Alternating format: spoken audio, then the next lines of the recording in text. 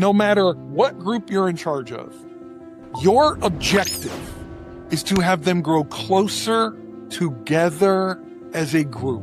I don't care what team you're playing on. I don't care what group you're leading.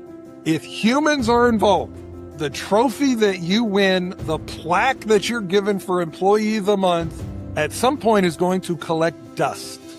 But the relationships that you merge and join and build as you go on this journey and evolve, who you become in the process of your accomplishments is what is going to last as long as you want it to last. Welcome to Hyperfocus and High Performance with Christine Howe, where we explore how you can work with your brain, build your dreams, and live on purpose with more clarity, creativity, and presence. Today, I'm so excited to welcome Chad Becker to the podcast. Chad is a nationally recognized sports leadership coach and an award-winning mentor with over 30 years of coaching in Tennessee. Chad has a blueprint for everything. It is amazing. You have a problem? Chad has a blueprint. He's thought so deeply through so many things. His S3 leadership blueprint helps athletic leaders and coaches to unlock clarity, confidence, and lasting success. His proven track record includes over 600 wins, dozens of championships, and a deep commitment to developing resilient, values-driven teams, both on and off the field. And the thing that I really love about Chad's work is he doesn't really stop with developing an individual. He actually has a plan for developing relationships of trust and collaboration within teams. And I think that is such a unique offering. So I really was blown away when I was able to talk to Chad, and I couldn't believe, this is a value bomb conversation. So I just want to say, get ready, get your pens. You're going to want to be writing during this podcast. Chad brought it. So Chad Becker, welcome to the Hyperfocus and High Performance podcast. I'm so glad you're here. Thank you very much for the invitation and the opportunity to come and share with you. Thank you. I talk a lot about sports and how there's not a single Olympian or athlete that wins without the exercise of visualization. And so I'm really excited to have an actual athletic director and coach for decades. So I'm thrilled to have you. Am I right that there's not going to be a winning team that hasn't pre-visualized winning? Well, I would say that you can't really get to where you want to go if you know where that is. There's a great line in Alice in Wonderland where Alice walks in and asks the Cheshire Cat and says, "Can you tell me which way to go?" And he says, "Well, where do you want to end up?" And she goes, "I don't know." And the cat says, "It doesn't really matter what direction you go if you don't know where you want to end up." And so to your point, even 5 or 6 years ago, very few professional sports were investing in mental performance coaches, visualization coaches. Now, almost every franchise in every major sport, including overseas with soccer, or as they call it, football, has mental performance wings, multiple staff members, sports psychologists. It's become much like hydration was maybe 10 or 15 years ago. Oh, it has become the next evolution of how to increase your edge from a high performance standpoint. that's where we live at Think Time. It's about increasing that high performance edge using the mind body connection. But I feel like a lot of athletes go from focus on the body, and I do a lot of focus on the mind, include the body. But either way, we have an embodied brain, and that's what we're going to talk about. So before you became a successful coach who had a great life balance, who were you before that? What happened before that? Well, originally, I grew up in Fort Wayne, Indiana, which is the second largest city in the state behind Indianapolis. And I was very fortunate when I was young. I had some talent in baseball. I pitched in the Little League World Series when I was a kid against Puerto Rico. I did all right. I ended up in the first game I pitched, I had 15 strikeouts in the game, which is pretty good. But I gave up a home run late in the game to a guy who ended up pitching for the Cleveland Indians for a long time. Okay. So I don't feel bad Okay. necessarily about that. But, when you're 12, 13 and you feel like, hey, we're going to win a game in the Little League World Series against Puerto Rico. Anyway, so I was lucky enough to be identified early on as someone who had some natural ability. And one of the things you learn as a youngster, if you have some of that, is maybe life or how you view life is more through the prism of your performance. Mhm. I knew more people knew who I was. I knew when I walked down the hall, people kind of recognized me, not for being a nice guy, not for being a Phi Beta Kappa, but because I performed well in activities that everyone was there to see. Sure. And so you develop this kind of skin and view of the world, society's scorecard. What are the things that they pump you up and they emphasize and show? And your internal scorecard, your value system, what are the things that matter to you? And as you progress along in high school, and I was very fortunate to be able to go and get a scholarship to play basketball in college. And I played baseball and basketball. I was a two-sport athlete in college. And so, again, when you're an athlete in college, you learn performance is what matters most. If I perform, I get to play. If I perform, I'm treated differently by those in authority. If I perform, more girls want to know my name. And so you learn performance matters much more than, I guess you would say, in the normal parlance of the world. But I finished playing, and then I naturally transitioned, or for me, it was a natural transition into coaching and leadership. Mm-hmm. And so you initially, because there is no leadership manual, it's not like being a plumber or a carpenter. Okay, you want to build a table. Here's the blueprint on how to build a table. And if you just build enough tables, you figure it out. Well, leadership is different because every single person you interact with has a different history that led them to your interaction, has a different set of beliefs, has a different work ethic. And so when all these people get together, there's not a uniform playbook that you can use to just fix every problem. And so what you end up doing is what you're used to. You focus on performance because winning gets you looked at differently by your peers that you respect. And so early on, it's win, win, win, because that's all you know. And unfortunately, it takes one of two things to learn the obvious lesson.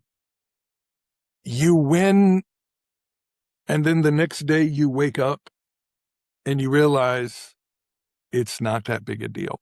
Yeah. Yeah. Or you burn out on the ascent up there and you become so frazzled and overwhelmed that you walk away from the gifts that you've been given to be able to influence and help those who actually need it most. And so what I have tried to do is to identify the things that get in the way of those people who are trying to lead authentically and isolate them and then help them learn how to untie their own knots inside, working with them to be able to identify what they know, their vision of how they want to lead. Because honestly, every single person has a unique signature given to them by their creator. Their DNA allows them to contact people uniquely attuned to them. My particular skill set's different than yours. You are going to be able to reach people more authentically, differently than I can. And so what you have to learn is how to identify those and then communicate them so that in your leadership, you avoid the burnout, discouragement, and distraction that leads people to giving up. I'd love to introduce you to something I created specifically for brains like yours. Think Time membership is a guided neuroplanning membership designed to help you align with your design, work with your brain, and build your dreams with more clarity, confidence, creativity, and presence. Instead of forcing yourself into systems that don't fit you, you'll learn how to plan in the native, creative language of your brain using my neuroplanning framework. Love your design, then dream, decide, do, review. Inside the membership, you'll join a community of growth-oriented leaders for weekly, monthly, quarterly, and annual guided planning experiences, so you'll never have to figure it out all alone. Your membership also includes access to the Think Time Neuroplanner, a whole brain visual planning system designed to help you harness the strengths of your mind instead of constantly fighting against it. And when you join, you'll receive access to the neuroplanning course and tutorials, planning tools and templates, live group coaching, monthly Q&A, and a live onboarding session so you can begin to use the system right away. If you're ready to increase your opportunity to experience more clarity, calm, confidence, creativity, meaningful productivity, and presence while getting more of the right things done in less time with peace, not pressure, visit think-time.com/podcast. I'd love to help you build a life that works with your brain, aligns with your design, and reflects what matters most. Wow. So there's a tuning in to who I am that will help me not burn out, is what I'm hearing you say. Yeah, I honestly, some of the information that you learn, I believe life keeps giving you the same test until you pass it. And that's a tough one. Well, it is, because we keep thinking that the round peg will fit in the square hole. And yes, over and over and over and over again. And the hard part is, in athletics, you have to have a certain amount of ego in order to be able to go compete. You have to be able to talk to yourself in a way that pushes you through fear, all of the fear of I don't know what I'm doing, the fear of what happens if I lose, the fear of will I be loved if I don't overcome this circumstance. All of these things are swirling inside your head. And first and foremost, as the leader, you have to articulate to your people, the quality of our relationship is not dependent on your performance. I care about you the same, equally, if you score 30 points or you score 3 points. And that's really hard for young people to be able to understand, especially when, the first question everybody asks them in their life, it doesn't matter if you're 4 years old or 40 years old. You tell your grandfather, oh, hey, I just had a basketball game this morning. First question, did you win? Second question, how many points did you score? Every person in the world. So what does that hardwire you to believe? Yeah. Winning matters most. I've got to perform. Period. I am finding this. My 4-year-old has been playing soccer for the first time. Moment of silence. And I'm hearing myself say, have fun, do your best, because I believe that him having fun and doing his best is going to drive the results, right? Enjoy yourself. But I'm hearing other voices that are saying, go to the goal, score. And, I hadn't really noticed my frame of reference until this last month, where it's not innate to me to say, score, score, score. I want him to. I'm cheering when he does, and he's doing it all the time. But look, life is balance. Yeah, where's the balance? So I will tell you that any person in a position of leadership has two things that they're trying to do simultaneously. Think of it like two trains you're trying to push down the track that have to be parallel and with them. One, you have to have a plan for emotional and intellectual development. Mhm. You have to try to get them to understand that they have to evolve with how they treat and talk themselves and how they interact with their teammates. That's here. On this side, if they're keeping score, we are trying to win, period. And so what ends up happening in athletics is on this side, if it's only warm and fuzzy and slumber parties and tickle fights, nobody that's competitive wants to be a part of that. And then conversely, if it's only grinded out and we're winning, burnout happens almost instantaneously and there's no connection. Because ultimately, no matter what group you're in charge of, your objective is to have them grow closer together as a group. The end. I don't care what team you're playing on. I don't care what group you're leading. If humans are involved, the trophy that you win, the plaque that you're given for Employee of the Month, at some point is going to collect dust. But the relationships that you merge and join and build as you go on this journey and evolve, who you become in the process of your accomplishments is what is going to last as long as you want it to last. It's real. And you just have to be aware of how those processes work. I love that. So what I'm hearing is, and I've heard this before in parenting, where you have high standards and high support. Like the best parents keep the standards really high and also provide that loving support. So I feel like I'm hearing that in the coaching world. Like we want to win and we're going to develop you so you can become the kind of kid that wins. Well, and here's something that I think a lot of parents misunderstand. And it's two ideas. Okay. One, if you want to build a champion before you build championships, you have to define what you think a champion is. Like, what traits are most important to you to instill and develop in your child? For example, if you say courage, there is only one way to develop courage, and that is to be put in several situations where you have to deal with, overcome, manage, process fear. That's it. God doesn't come and sprinkle courage dust on your head. Yeah. You are provided with scenario after scenario after scenario where you have to think, breathe, process, depend on your training, and then go execute or compete.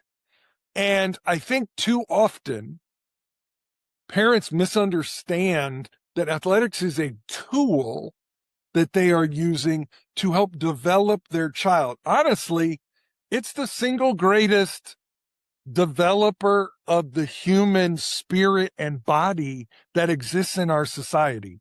You have to deal with failure. You have to deal with success. You have to deal with your peers when you fail or make mistakes. You have to deal with your peers when they make mistakes. You have to deal with authority. You have to learn how to question and communicate with authority.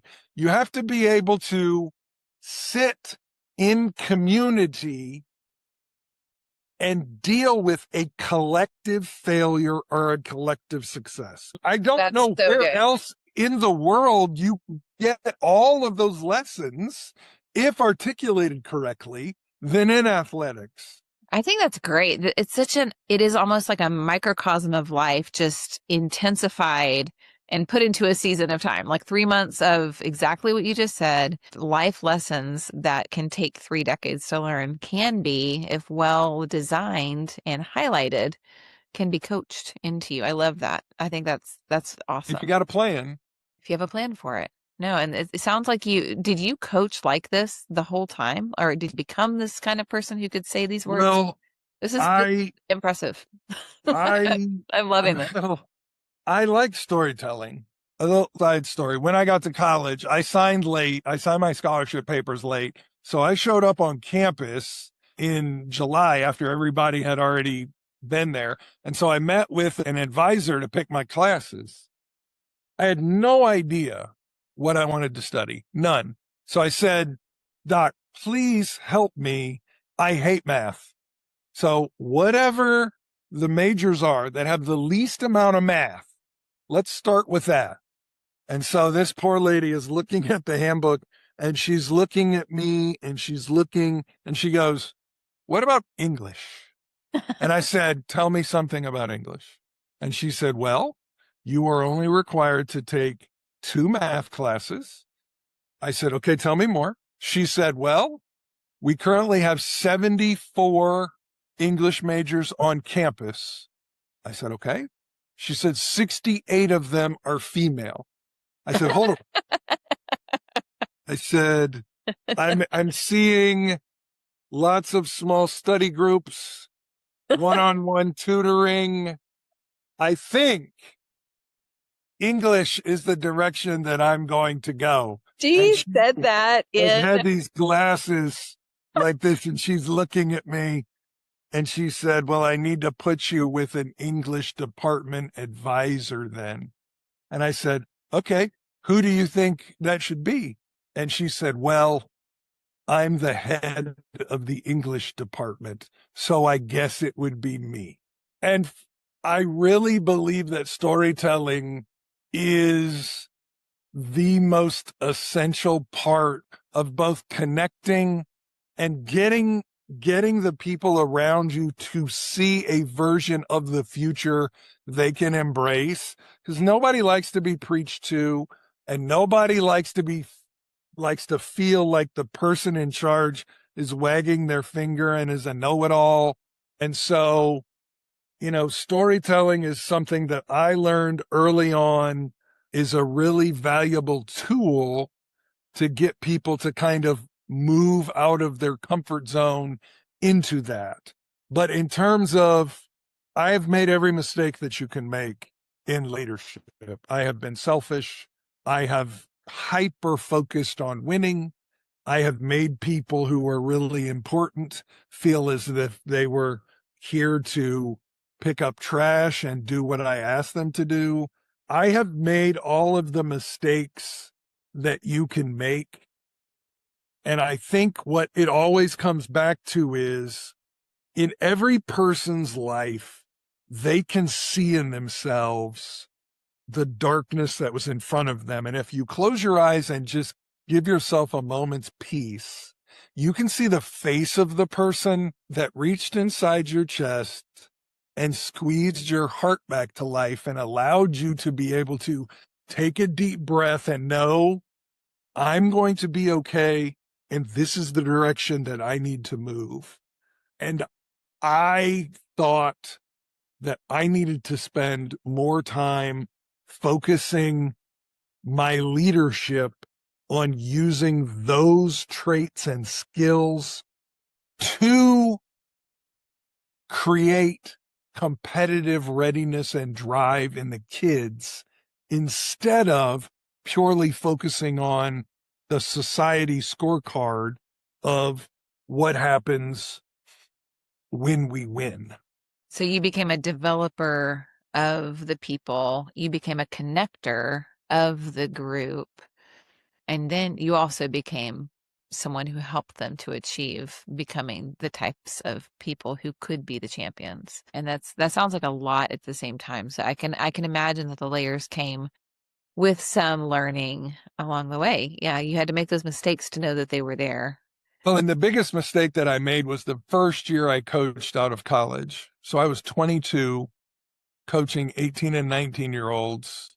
Oh, that sounds tough. And the first year that I coached, we won a championship, which in retrospect was great for my ego, but terrible for my growth and development because I didn't feel like I had to re-examine anything because I came out of the chute and it was working. And so it takes a while to be able to see how can you best serve people that want to be in the program, but maybe will never touch the ball.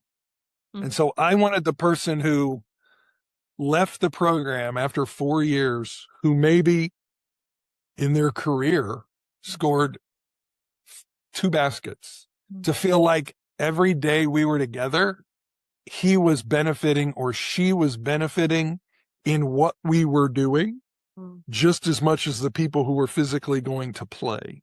And that changes kind of your approach on how you do that. Offering value to everyone on the team and making sure that the people that are not getting the center stage and the spotlight are as valuable as the people who are supporting and practicing and providing that push against the people who are in the spotlight. Well, and honestly, when I was athletic director, the last, I guess, 14 years I did it. It's 21 sports. It's 80 to 90 coaches. It's 900 families. It's the logistics of managing all of that.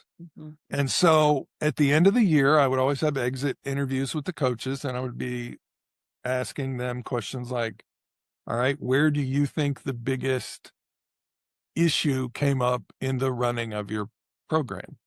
Because everyone wants to believe that the coaching on the field part is 90% of what you want to do and everything else is 10%. But the reality of it is that the actual coaching of the sport is about 10% of your job. The rest of it is management of labor, of energy, of resources, all of the other logistical things that go into it.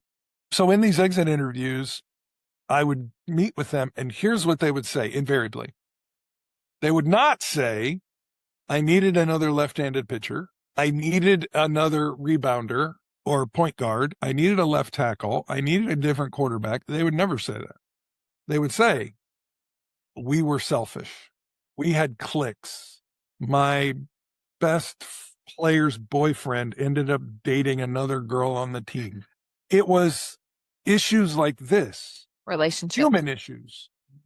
And so over and over and over again, you start hearing the same issues. Okay, if our issues aren't competitive, then maybe we should be focusing ourselves on fixing or addressing ways to eliminate being disconnected. So that's where this idea of having them grow closer together as a group kind of founded, because it was dealing with the issues that persisted year after year after year, even in the highest, even if it was jealousy amongst 2 players, no matter what it was. And then conversely, towards the end of my time, I brought a sports psychologist in to meet with all our female athletes. And she gave them a questionnaire about what are the biggest concerns or fears, or what are the things that keep the sport from being enjoyable. And she gave me a list of like 10 things. Things like the ride home in the car, disappointing my parents, not being accepted by the people that I care about most, failing. These are the things that they say are getting in the way. So if you counterbalance that with what the coaches are seeing and what they're seeing, the players are not saying, I'm not fast enough. They're not saying I'm not strong enough. Now, that may be a component of it, but that's not what's getting in the way. The friction comes from being disconnected from the unit, the circuit that you need to build as the coach is broken. Well, Chad, this reminds me of the story you told when I was able to hear you speak a couple weeks ago. And you told a story about yourself and some disconnection that woke you up. Would you mind sharing that story? It was the last year that I coached girls basketball. So I was the athletic director, and I was teaching, and I was coaching girls basketball, and I was married, and I had a 6-year-old and a 3-year-old. That's a lot. So we were at the end of the year. We were 27-1. We were in the tournament. I had a really good team. That team ended up having 7 Division I players on it. So coaching wasn't really about what player we running. It was about, can I get everybody to get along? There was a lot of ego and competitiveness on there, and that's just the parents. And so the week of our championship week before we go to the state tournament, and Monday, I get up at 5 a.m. I'm going to school. I get there at 7. I have to teach 3 hours in the morning. And then in the afternoon, I'm doing athletic director duties. I have to make sure officials are there. I have to make sure we have buses for the other groups. At 3 o'clock, we have a shoot around. At 5 o'clock, we go to the game. We play. We win. At 7:30, I have to scout. At 9 o'clock, I have dinner. At 11:30, I get home. Everyone is asleep. Tuesday, we don't play this day, but we have to practice. So I get up at 5. I go to school. I teach 3 times in the morning. I have a meeting with the operations people about some fundraising issues that we need to get taken care of so we can get some lights put in on a softball field. I go to practice at 3. I have to go scout a team that's 90 minutes away. So I drive 90 minutes to go scout. I watch the game. The game's at 5. I leave at 7:30. I get home at about 9:30. I eat Fruit Loops. Everyone is asleep. I go to bed. That's Tuesday. Wednesday, we play up at 5. Again, same routine. We play. We win. I have to go scout. I'm home at 11. Wednesday, everyone is asleep. Thursday, wake up at 5, same routine. And after getting home Thursday evening, I'm walking in and the lights are all out. Everyone's been asleep for hours. And you guys kind of know your house even when the lights are out, you've memorized the layout, you know where everything is. And so I'm walking through the family room and I hit a TV tray. And the TV tray wobbles, and I realize something's falling off of it, and I hear a crash on the ground, and there is what I find out very soon is a Lego castle that my kids have been putting together all night that falls and crashes on the ground. And I'm frozen, and I turn and I go to turn on the light that's by my chair, and I see on my chair is an index card. And on this index card, my 3-year-old daughter has, with the guidance of her big brother, written me a note that says, "How is your week going, Daddy? I haven't seen you. Check 1." And there was a box with a smiley face in it that said, "Good." And a box with an upside down face that said, "Bad. Love, Ava." And I just sat and looked at this card in just shame, if I'm being honest. Yeah. This was year 24 of me doing this. Wow.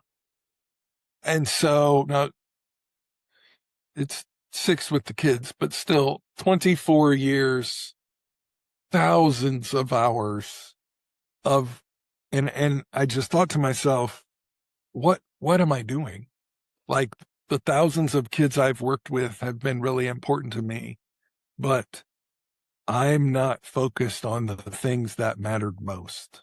Yeah. And that is the moment that I realized I need to change the focus of what I'm doing, because the things that I needed to prioritize were being neglected. Yeah. Yeah.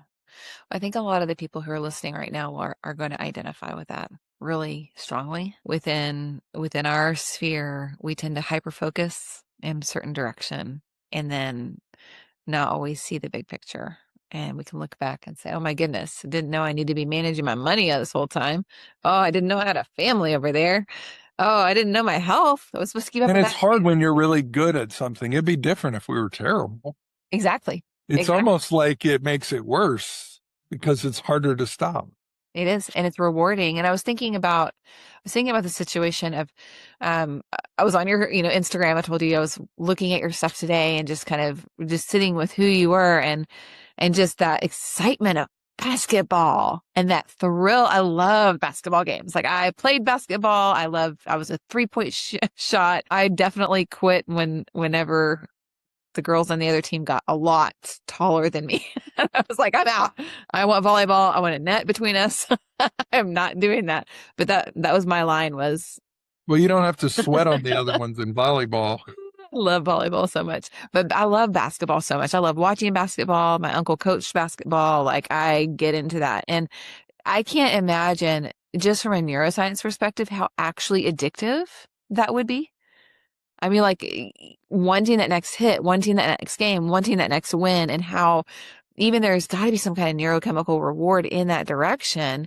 And so to maintain a balanced life whether it's a business, whether it's, you're the best homeschooling mom, whether it's you're a coach, like whatever we're good at, we just tend to overdo it in this world that of the hyper focus and high performance podcast, whether you're a painter or whatever. We just do it a little bit too much sometimes. And so I would like to know, like, when someone comes to you, is there a process? Like, can you just do a high level of where do you bring people from point A all the way to, from chaos to this confident calm? Like, how do they get there? And then if there's like one point you'd like to go a little deeper on, maybe give us a tease of what it looks like. I think with all things, I think the first step is always clarity. Like, what do you want? Why are you here? What is the thing that has burdened you to the point where you are sitting cross-legged, eating ice cream at 3 a.m, crying, listening to Taylor Swift? Like, what has brought you here? And once we identify what has brought you here, I'm a big believer. The problem is not the problem. The problem is your relationship to the problem. It's how you think about yourself in relation to where you are. And so what I try to do is this. I have a framework that I have worked out. It's called the S-cubed leadership blueprint. And there are 3 components of it. Each one of them starts with S, and it helps people develop sight, a vision for where they want to go and who they want to be, systems, which is the logistical processes for implementing your vision, and then soul, which is the mindset component of building yourself up and learning how to deal with climbing the mountain, because it's not a straight line. And I think there are 2 aspects of it that I think are really important. First is the first part, sight, in this blueprint. All of my frameworks are cubes. There are 3 components that all begin with the same letter. And the first one is the F cubed belief system. Okay. Because if you want, as a parent, as a leader of men or women, what I have learned in 33 years of leadership is this: you model 500% more than you speak. And your leadership, by how you model, communicates more to the people around you than you can conceptualize. Mm-hmm. And so you need to know, as the leader, who you are. And those 3 F's represent who you are with your faith, who you are with your family, and who you are either in your field or on your field. And so you need to sit down, and I have a series of internal and external values and traits that I work with you to develop. These are the things that matter to me. These are the things that I want to measure weekly, because I want to be in tune with my God or my creator or whomever it is that your spiritual connection is with. And so am I honest? Am I family first? Am I respectful? Am I speaking to myself in an encouraging way? Am I humble? Am I willing to be trusted? by those around me? Am I socially aware? Am I demonstrating acts of loyalty? These are some of the things that I am choosing to measure myself by in order to prove to myself that I am in sync with the gifts that I was given. So that's the first element. So Then good. you sit down and you do the same thing for your family. Like, who am I supposed to be for my spouse? What are the things I know sucked the life out of her or him? And how can I be something that creates less friction in that person's life? And then the last one is, how are you going out into the world? How do you want to be seen? How do you want to be interpreted? When people leave the room, what are they saying about you? That's the internal part. And then there's another set for external that you go through as well, with how do you want to interact with your people? How do you want to physically work when you're around the people that depend on you? How are you finishing? What is your process for being disciplined? How do you focus? How do you summon courage on cue? How do you manifest your energy? Because a lot of people, when they get in settings, external settings, the first thing that happens is their energy dissipates completely because they think someone else is responsible for it. They feel it's a plug-in instead of you being the power plant, that you're responsible for your own, especially from a leadership position.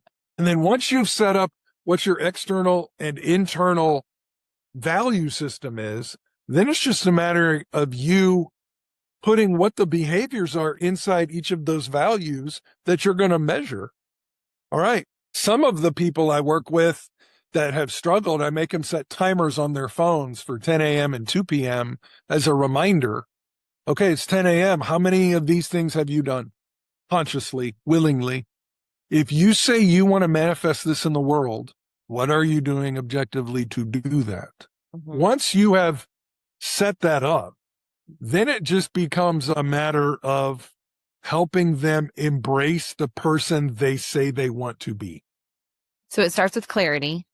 Yep. And then it's the systems. You're adding the so it's sight, then systems, Yep. and then adding in that soul. And then you have more frameworks and more ways of working with It people. depends on what your role is in the community. For example, the soul one, which I think is really important, is how you build trust with the people that depend on you. And I've learned every way to not do this, Mhm. working with other people. And honestly, it really comes down to 3 C's. And I have a metaphor that I use with it, the C3 trust engine. The first and most important aspect in any position of authority and leadership is character, period. You have to be a person of integrity. You have to do what you say you're going to do. You have to be clear and objective and honest. You have to tell the truth. If someone is underperforming, you cannot let it slide. You have to confront things that you want to change. And so once you demonstrate character, then you have to have some competence. You know, if I'm a basketball player and I'm shooting 14% from the free throw line, I don't need a hug. I need you to teach me how to shoot. And so there's a ceiling that you put on yourself if you don't have a technical competence to be able to help someone to improve and develop their physical production. And that goes the same with somebody who's in sales. That goes the same with somebody who's making coffee cups, digging ditches. It doesn't matter. You have to have an understanding of how individual skill development works. And then the last thing, and probably the most important, is connection. You have to be willing to have an authentic connection with your people that articulate to them, you are more important to me than the outcome of anything that we are going to do collectively, period. And there's a lot of really interesting ways that you can do this. One of my favorite ways of building connections, especially with teams, is this sheet I give them at the beginning of the year. It's called the 4 H's. And so they have to fill it out at the beginning of the year. And the first one is history. Where are you from? If this isn't your hometown, or like, where in the world do you come from? The next one is heartaches. What's a great pain that you've suffered or endured? Or, I mean, often these are personal failures or things like that, but it has to be something that was painful to you. Then it's hopes. Like, what are your dreams? Not only what do you want to get out of being a member of the program, but just in life. Like, what is a dream of yours? And then heroes. Who is someone that has sacrificed for you? Who is someone you look up to? Who is someone that has figured in your life's journey? And so you collect all these things, and you're in practice invariably 2 to however long a day. And when things start to slide, or when you start to feel energy, you get everybody together and you go, Billy, who's your hero? Susie, tell me about a heartache that you have. You pull them together and you create this reservoir of connectivity, because everybody there has been where this person has been. Builds this kind of bond that layup lines and batting practice and company bonuses just do not build.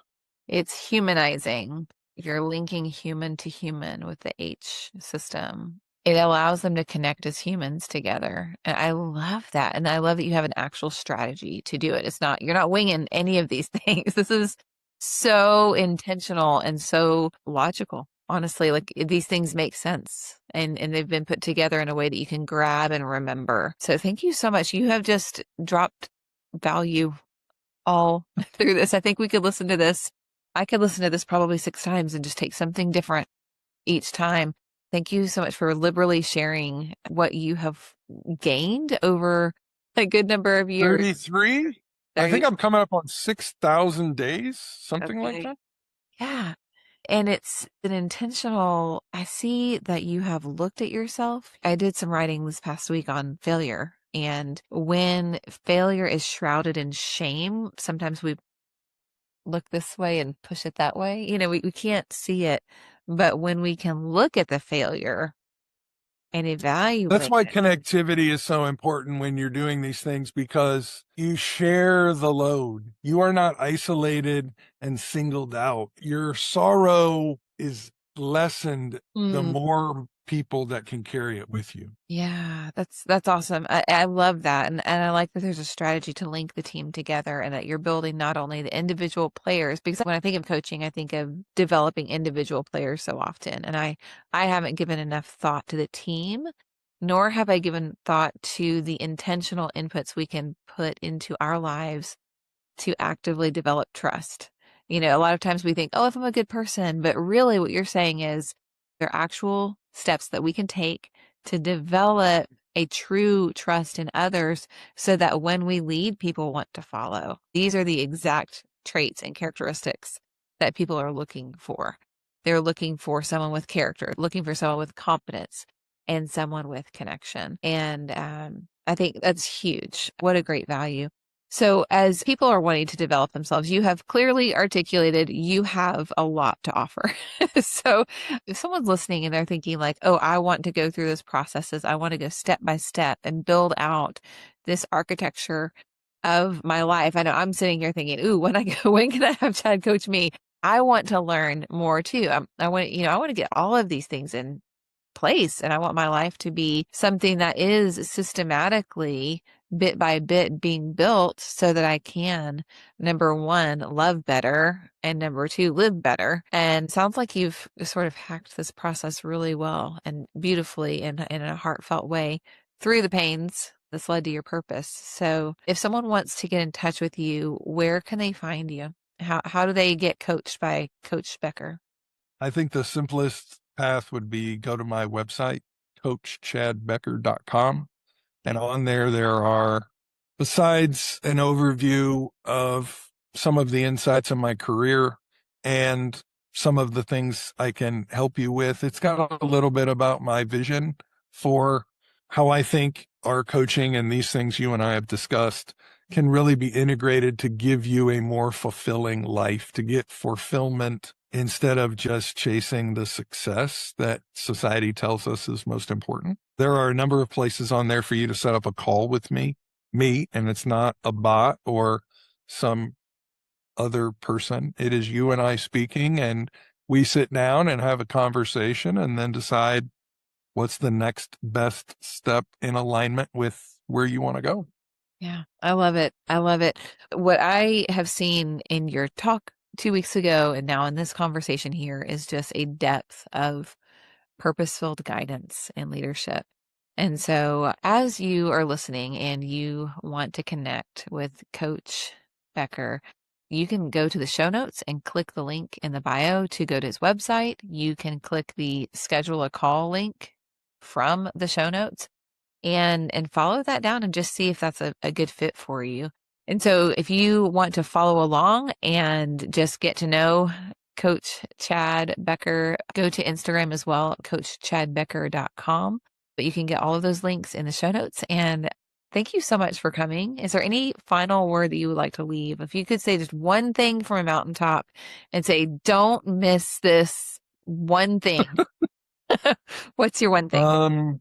I would probably say that your success is directly connected to fulfillment, and your fulfillment and your capacity to grow is directly connected to your character. And there are no shortcuts to greatness. It is just walking in integrity, and things will work out exactly the way they're supposed to. Awesome. Back to character, back to doing what you say you will do, being who you want to be. It's awesome.